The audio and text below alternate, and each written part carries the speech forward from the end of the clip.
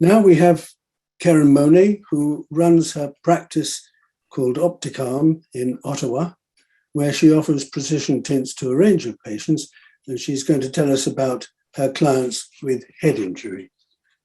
Karen. Thank you very much. I'm going to share my screen here. Here we go. All right, well, hello, and thank you very much for inviting me to participate in this conference. Anything I can do to raise the profile of colorimetry so more people can be helped is my pleasure. I'm presenting on repeated colorimetry and how precision tinted lenses can help reduce the persistent visual discomfort and perceptual symptoms experienced by many individuals with head injury. In 2012, I began to investigate colorimetry, and in 2013, after being trained in Ottawa by Professor Arnold Wilkins, began performing assessments using the Mark III intuitive colorimeter.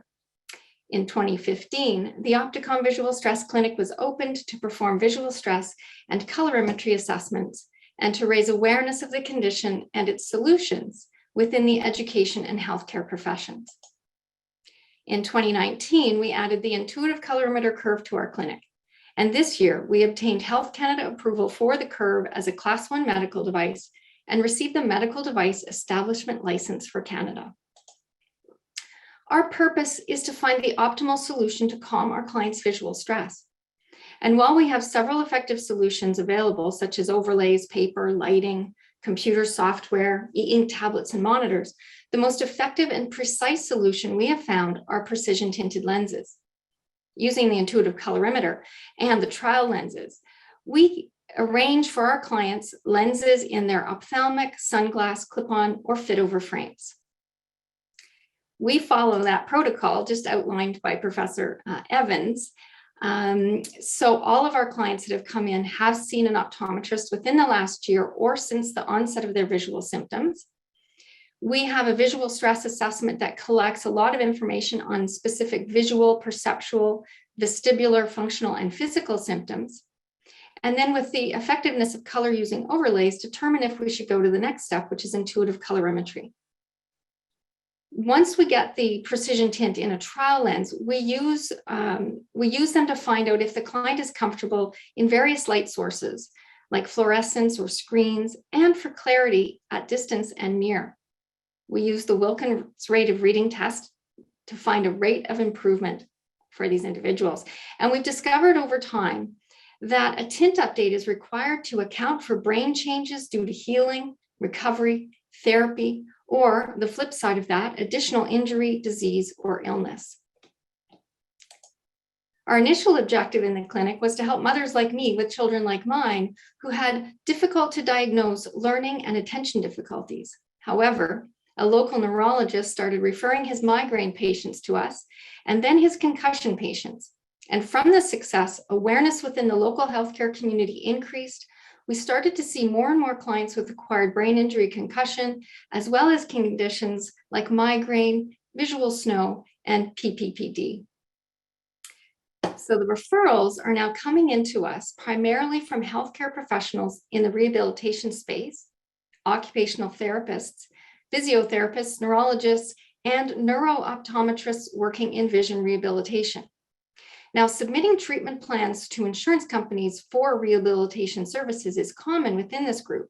So by 2016, Opticalm became an approved provider for motor vehicle accident insurance and disability insurance. As well, the accessibility and accommodations departments within some public and private organizations started covering the cost for their employees. Now, the idea of using precision tinted lenses to help with visual discomfort is not new, but as people became aware of its use in neurorehabilitation, research groups started to investigate it more formally. In 2016, vision scientists at the State University of New York ran a small case study using the intuitive colorimeter. And in 2017, a team of researchers at the University of Cincinnati used a set of 10 color filter glasses to test the effectiveness within their rehabilitation patients. Both groups found that a variety of colors was needed to effectively accommodate their study group. And the statement here from the team at SUNY was that precision tinted lenses should be considered as a supplemental treatment for patients with MTBI and photosensitivity. We have been gathering a robust set of consistent data since 2013, using the same series of questions and tests. This past July, our psychology summer student entered data from 1,040 assessments on 765 clients. Specific to today's presentation, 365 were diagnosed with concussion, 112 male and 253 female, aged between 7 and 82. On average, we've seen people 2 years post-injury. However, as the general public and the healthcare providers have become more aware of the availability of precision tinted lenses, we are starting to see more people earlier in their rehabilitation journey. Nearly all of these clients complained of light sensitivity and headache. A third complained of double vision that could not be corrected with a prescription, and over half complained of sound sensitivity and visual distortions. It isn't surprising that most of them also had reading difficulties, and honestly, many of them simply avoid reading altogether.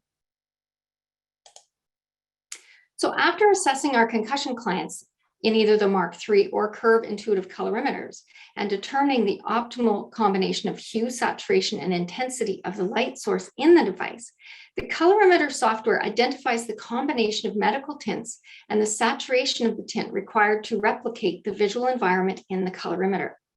The resulting tint light transmission of one of the finished lenses is shown here in this table. So we took the lens transmission results of 364 clients with ABI and plotted them here in this scatter diagram. Because of the high level of light sensitivity experienced, half of the clients needed the addition of gray to the tint. Even so, the average light transmission, the amount of visible light that passes through the lens, is 39%, letting in more light than sunglasses do, especially the darker ones that most of our clients come in wearing. So just as a side note, dark sunglasses may be the go-to for people with post-trauma photophobia, but wearing them reduces too much visual information and can lead to additional strain and headache. This second diagram here displays transmission data from 1,000 consecutive orders from medical tints at the lab from Symptom Visual Technologies. Now, you can see from the diagram, there's a more even distribution when the sample size is increased and includes other conditions that experience visual stress. As Bruce mentioned, most of these would have been children with reading difficulties and I suppose migraine patients. So the Wilkins rated reading test was performed on 299 of these acquired brain injury concussion clients. The average improvement for this group when wearing the trial lenses was a significant 29%. Over 170 or 57 of them experienced an improvement over that 15% threshold that was mentioned earlier. As an aside, the rate of reading improvement with trial lens tints was 32% for our migraine clients. Now on to repeated colorimetry. So with rehabilitation comes improved tolerance of visual triggers. These clients have been injured, but they are recovering. Their brains are healing, they are undergoing therapies, and often also vision exercises to improve their functioning and tolerance of environmental triggers. And with that recovery comes the need to adjust the accommodation. For 88 clients who came back to us for a tint update, the average chromaticity, that is the color of the tint, separate from brightness, changed 4.3% over time. The light transmission, however, increased over time. As the client became more light tolerant, they need less accommodation, and thus a new updated precision tint is required. For the 18 clients who came back for a third time, their optimal lenses became even lighter in saturation over time. It became a regular occurrence that a client would come in for a tint update, and after going through the full assessment, we would end up with the same lens combination, with just a slightly less saturation of the color and a reduction or often removal of the gray tint. I make it a rule actually not to look at the file, so I don't know what their previous tint combination is, and then we have a reveal and compare, and we're always very surprised with the results, or happy, I guess, with the results. In 2018, a study by Aldrich, Patel, Allen, and Wilkins sought out to test the repeatability of colorimetry. In the project, 2 examinations were performed in immediate succession on symptomatic participants. In 2 exams, the 2 exams were performed by different examiners and on different colorimeters. The average change in transmission was also 4.3%. I'd like to add here that the clients in our study have also had their assessments on different colorimeter devices and by different examiners over time as things have changed. So here we have multiple assessments, similar low chromaticity changes, 2 from Opticalm and 1 from the Aldrich study, adding to our understanding of the repeatability of colorimetry. In conclusion, we have found that in patients with a head injury and persistent post-concussion symptoms, that the chromaticity of the tint is stable over time, the light transmission of the optimal lens increases over time, and there is an improvement in the reading rate. Just to add here, in addition to these objective results, there are so many subjective improvements that our clients report back. Increased tolerance of fluorescent light, busy environments, computers, device screens, movement and patterns. So it's really a rewarding work. Thank you for the opportunity to share this information, and in particular to Professor Wilkins for his consultations. And you can reach me at any of the information locations on the screen here today. Thank you. Thank you very much indeed, Karen. Interesting. I have a question for Karen. What kind of neurological changes would lead to the need for a tint update? Great question. Thank you. We have seen many clients from all age groups. So the types of changes that can happen are, first of all, the child gets older. Their brain grows, it matures. So their head size changes, they need new frames, they need a new prescription. That's going to be one of the first things for children. Hormonal changes, whether that's a child or an adult, those will change the functioning of the brain and have changed the precision tint as well. New injury. So some of our clients have had multiple concussions, and when, like the stroke that Arnold mentioned, when the brain is injured again, so is the ability to for that accommodation to be effective. What else? Some of our patients or clients are going through vision therapy, and so they may have a prism in their lenses, and that prism, they work out of that prism, it comes out, and that will change the effective tint as well. So age, health, changes in the brain will lead to changes in the effectiveness of the tint. Can I ask a follow-on question from that? Because I'd be really interested in Karen's and Arnold's view in particular on this, because you've both done probably more colorimetry than anyone else, pretty much. I've seen a few children for colorimetry and adults where they seem to have 2 colors that help. And at the beginning of the process, you find 2 areas, they might even be complementary, so quite different colors. Yes. And in my opinion, in my experience, sometimes they will choose the color, hopefully, that helps them most first.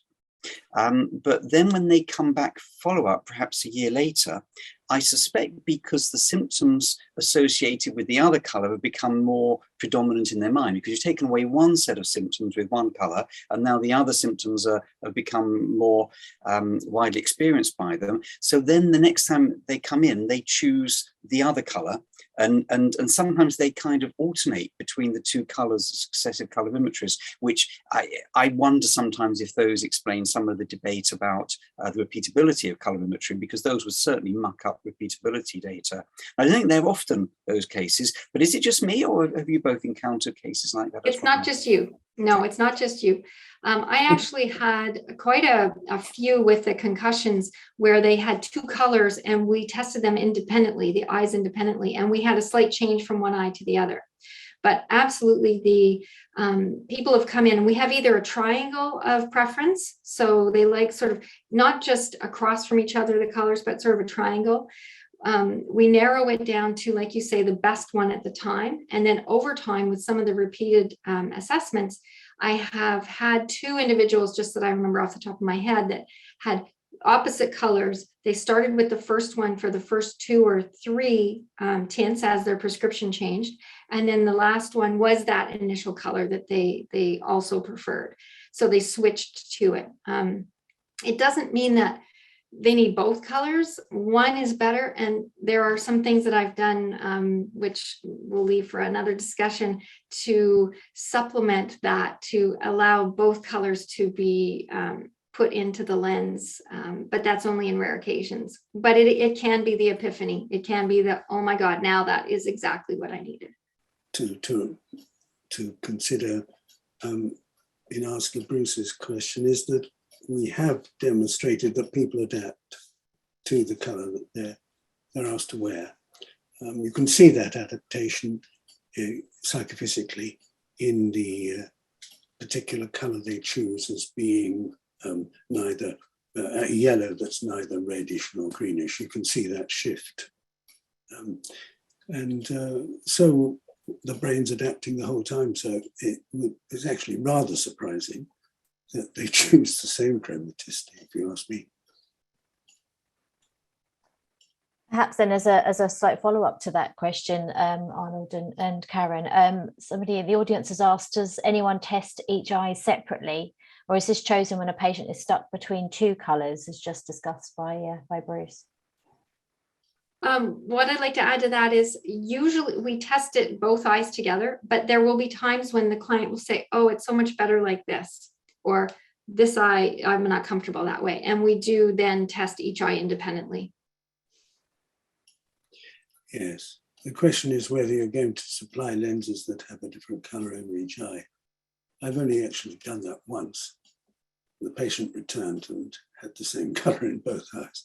And one does have to consider cosmesis. We're going to add this to our study. Like we have quite a large data set here, and there are maybe 15 individuals where we did this with a different lens in each eye. And so this will be one of our future papers that we'll be putting out information on. That's great, thank you.